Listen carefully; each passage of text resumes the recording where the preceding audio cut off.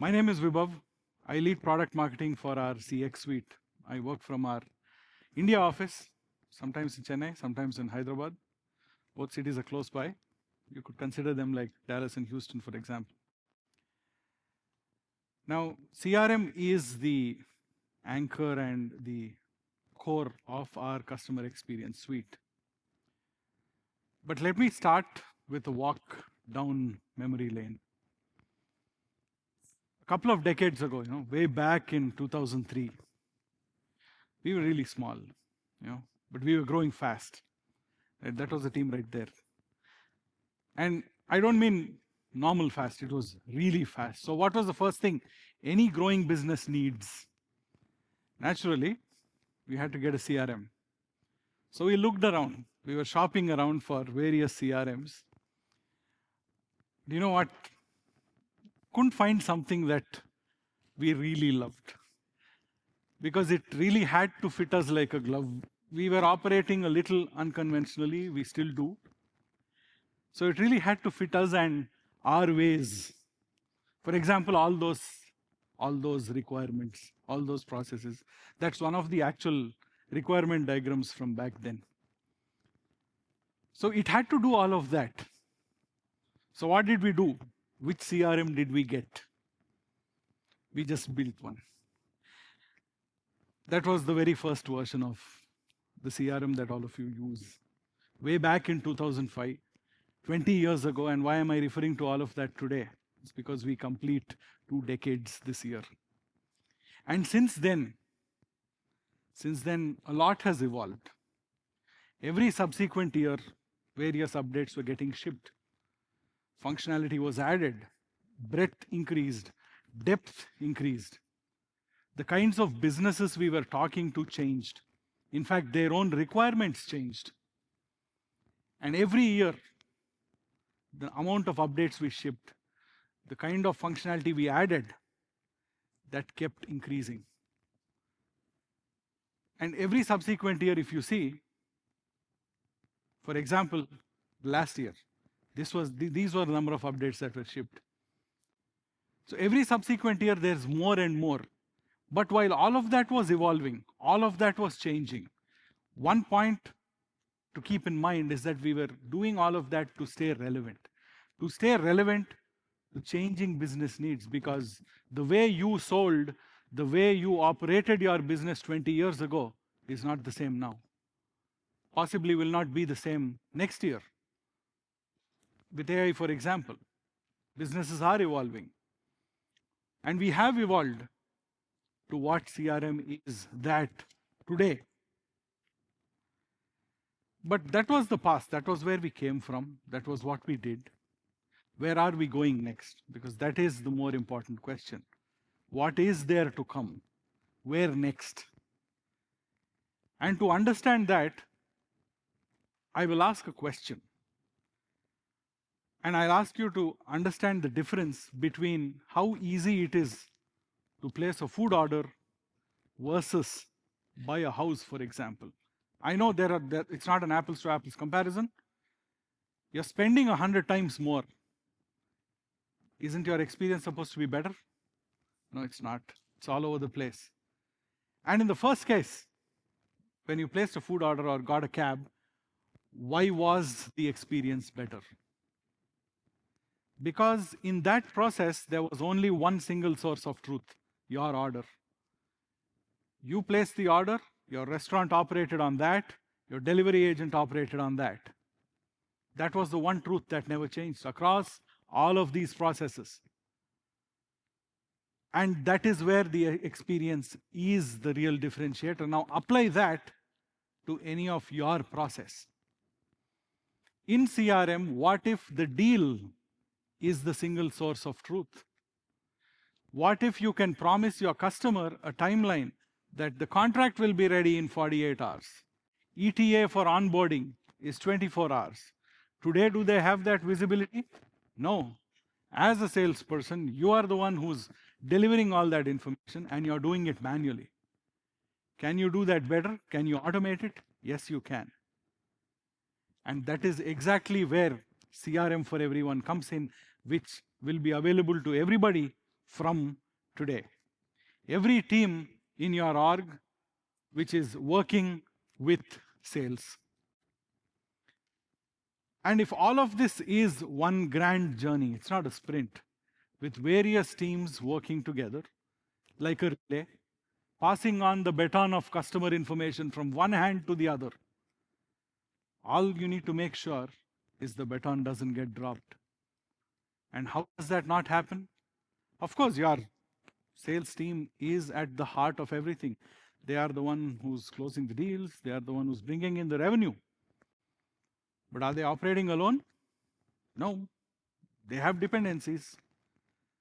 And they have many dependencies. The contracts team needs to roll out contracts. Sometimes a customer asks for a reference. Marketing team needs to come in with a reference and a case study. There's orders. There's many, many teams based on how complex your business is. So what do? How about each of these teams brings their own unique processes into CRM? Like if marketing had to do it, why not a win-loss analysis? And why not case studies happening and getting coordinated right inside CRM? How do they do that? Let's get them to build their own modules, team module. A marketer like me could build a module inside CRM for any of these needs.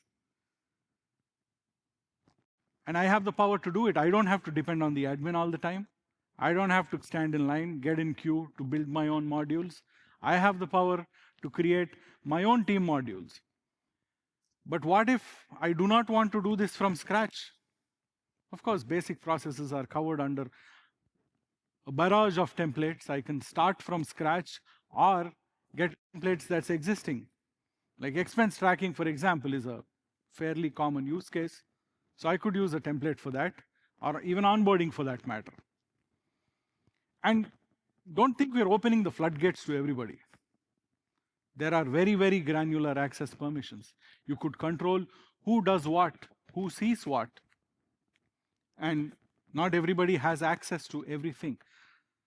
So this, I won't call it chaos. I'll call it total control, but freedom. Freedom with control.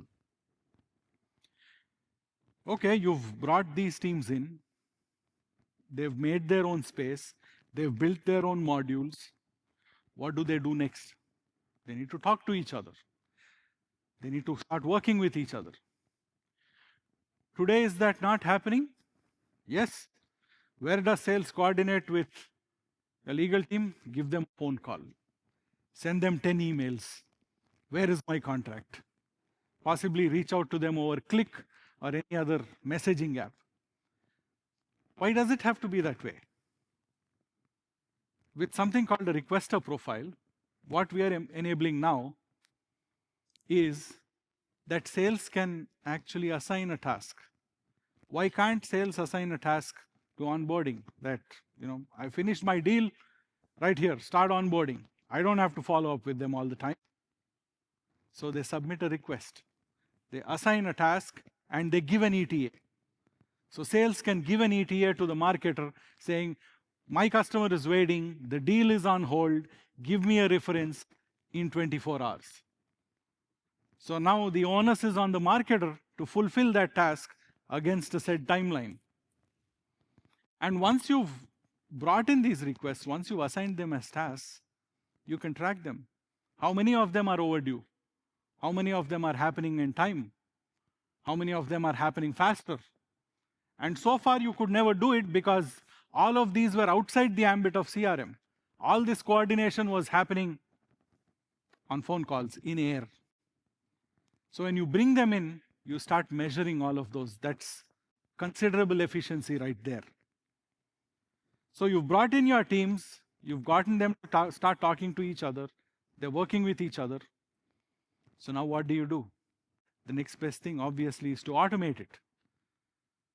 What we've brought in is something called connected records and connected workflows, where within each of these teams, you can trigger a workflow and you can even initiate record creation.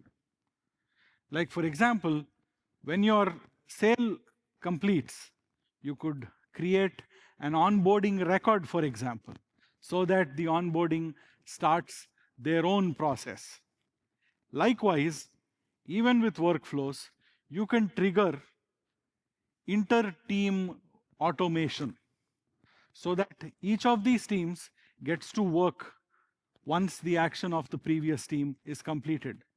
So in effect, it is a true relay inside your CRM.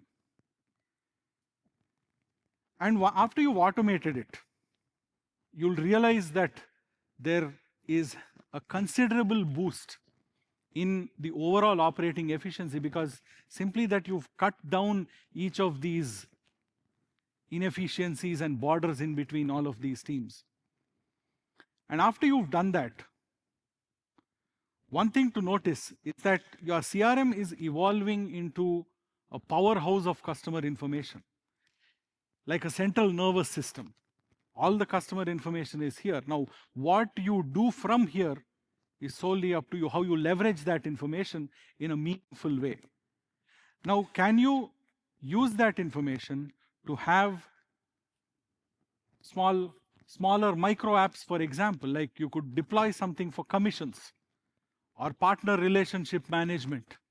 Use your customer information and then deploy a PRM app on using something called an app space, which we have developed. And go deep into commissions, for example. And that is an elaborate subject based on how large or complex your sales team is. So all of that will be there without having to crowd your CRM. In the app space, this will be like a bespoke standalone space that can be invoked whenever needed. And of course, you would have seen this morning, and you will see in the subsequent session in deeper depth of the AI enrichment into CRM. Now, when I said team modules, and people like non-sales teams having the power to build their own modules, like me as a marketer, a legal team person for contracts. One important question is everybody really adept to build those modules? Not necessarily. So if you can prompt, just with a prompt, if you are able to build those modules, that changes the game significantly, because where it will help ultimately is in bottom line CRM adoption. Because no matter how far we've progressed, it's like many things in the world, no matter how far we progress, some basics remain unanswered. And just like that in CRM, we've come a long way, but has adoption really increased? Do salespeople love using CRM? Not necessarily. They'll still look at it as a burden. And that is because the experience hasn't been great. With Canvas, that is what we tried to do. Because if your salesperson is looking at CRM for 8-10 hours a day, that better be a pretty looking CRM, else they're not going to enjoy working on it. And that has been the endeavor with Canvas, which we are taking a notch up with something called image to canvas, using AI, for example. And all this while, I'm sure you would have had that doubt. Well, if you open the floodgates, you've given everybody the power, what does the admin do? Do they not have a job? No, they've gotten a step up. In fact, they've gotten a promotion because they have a team now. They have several team admins under them that they can delegate all of this work to. So if all of you are the admins, I'm happy to congratulate you on your elevation. Because everything is under their very, very tight purview. Central admin still remains and holds all the cards. And early access to this started about 10 months ago, last Zoholics. That's when we started opening CRM for everyone in batches to various of our various users. And the results have been very, very encouraging. Because so far, more than 39,000 businesses have had access to all of these. In fact, in our own new users and new signups, we've had a higher user count on every deal. In fact, even our conversion has been higher. So it is clear to us so far that adoption as well as net rate has been significantly high with CRM for everyone. And with that, I'd like to say that across the span of these 2 decades, Zoho CRM has evolved to be something for everyone, right from a dealer management system to an automobile marquee in the world to a loan originating system for a household name in vehicle finance to an experience management system to a multinational jewelry brand. CRM has done something for everyone out there. And over this time, yes, we've grown to serve businesses of all these sizes that you've seen now. We've expanded. Today, we work very well with a lot of our mid-market customers. But we haven't forgotten our roots on where we started, serving smaller businesses, which is why we launched Begin, about 5 years ago. This year, the May 19th will mark 5 years of Begin. And even that has been an incredible journey. Continues to be one of our fastest growing products with 30,000 plus customers. And every year we've been shipping various updates on that, especially for the SMB category. And all of the AI innovations that you've seen are trickling down even into Begin, including report creation, co-creation of reports, for example. And that's what I'd like to call the world of Zoho CRM. With Begin for small businesses, CRM with deep, broad functionality across various use cases, and CRM Plus as our customer experience suite that ties sales, marketing, and service.